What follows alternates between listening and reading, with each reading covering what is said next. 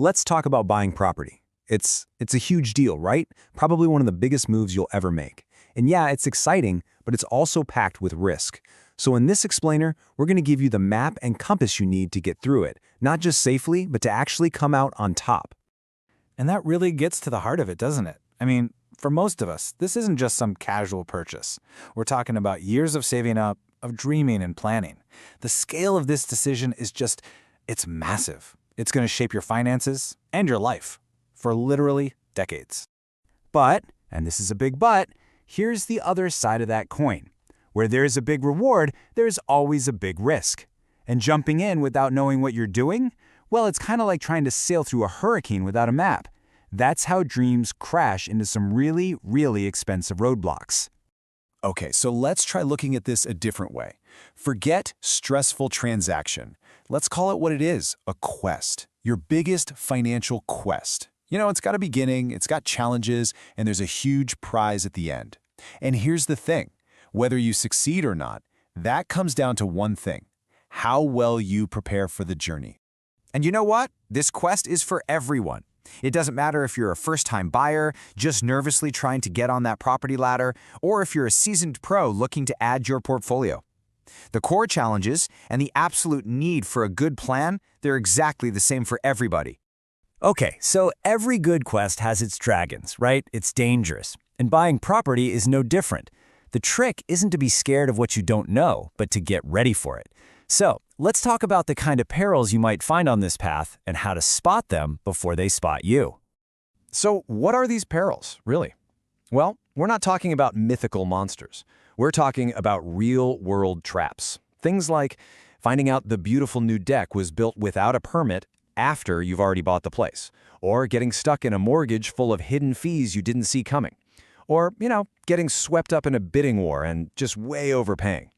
These aren't just annoying mistakes. They can absolutely wreck you financially. This is so important. Think about it. There are basically two kinds of people on this quest. First, you've got the unprepared buyer. They see the destination, that gorgeous house, and they just make a beeline for it, totally ignoring all the warning signs, all the rough patches. But then you have the strategic buyer. What do? They study the map first. They learn the terrain, they know where the risks are, and they plan for them. And the best part? You get to choose which one of those you're going to be. And that leads us to your most powerful piece of gear, your shield. Your best defense against all those risks isn't just crossing your fingers and hoping for the best, it's knowledge. This is where you build your strategy, the thing that's going to protect you from those expensive mistakes and point you in the right direction. So what is this risk reduction strategy, anyway? It sounds complicated, but it's not. It's not some secret code. It's just a clear plan of action, a set of steps you take based on real information, with one single goal: to stack the deck in your favor and maximize your chances of success. So let's break this strategy down. It's really just 4 key parts. First up, you've got to research the market. And I don't just mean scrolling through listings. I mean really digging in, understanding price trends, zoning laws, what the neighborhood's future looks like. Okay, step 2, understand the finances. This is way more than just getting pre-approved. It's about knowing your total budget. That means closing costs, future repairs, all the stuff people forget. Then, number 3, and this is a big one, due diligence. This is your safety net, and it's non-negotiable. We're talking professional inspections, legal checks on the title, all the things that uncover hidden nightmares. And only then, after you've done all that, do you get to step 4, executing your plan with total confidence.